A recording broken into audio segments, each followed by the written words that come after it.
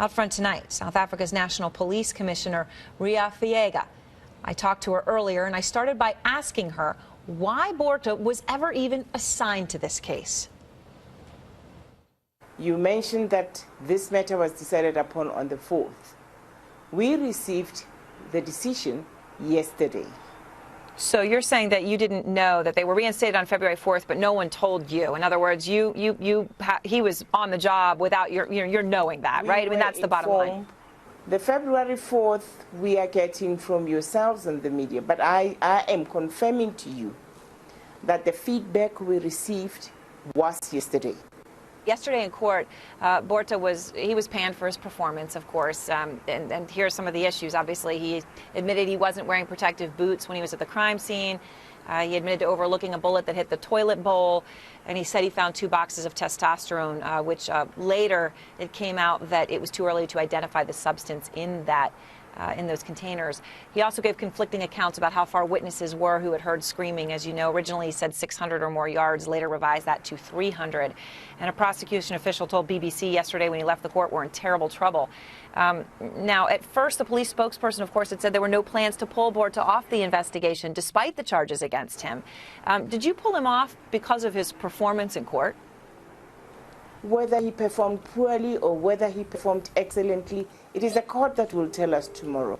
A lot of the issues that you are raising about whether there was contamination and all those aspects, those matters are sub judice. We answered those questions in court. What is the bottom line in terms of your view, Commissioner, of Hilton Botha's performance? Did he do a good job? Botha is a very good investigator, and Botha did his job. And he's got 22 years of experience. And I think he presented the case of the police well in court. Now, if Pistorius is denied bail at this bail hearing, he's going to be held, of course, we understand, at Pretoria Central Prison, which is a notorious prison. The conditions have obviously been widely criticized, and it can be incredibly difficult for inmates, allegations of rape, violence, cramped conditions. Do you worry about Pistorius' safety if he is denied bail in that prison?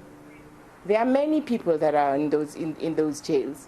And I think South Africa is one of the countries that seriously respects people's rights.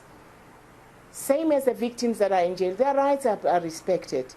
And I do think that we are running prisons according to global human rights conditions.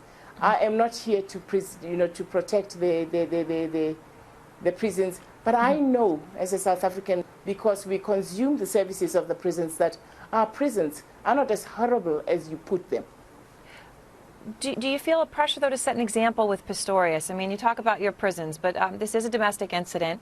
South African Medical Research Council, so it's a South African source, says 40% of men in South Africa have admitted to hitting their partners. 1/4 of men have raped a woman at some point in their lives. Does that put pressure on you, as the police commissioner, as a woman, to get a verdict on this case?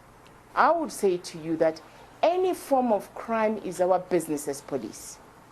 Whether it's a rape, whether it's murder, whether it's housebreaking, whether it's breaking into a business, it's crime. Our business is to ensure that citizens of this country are safe and secure.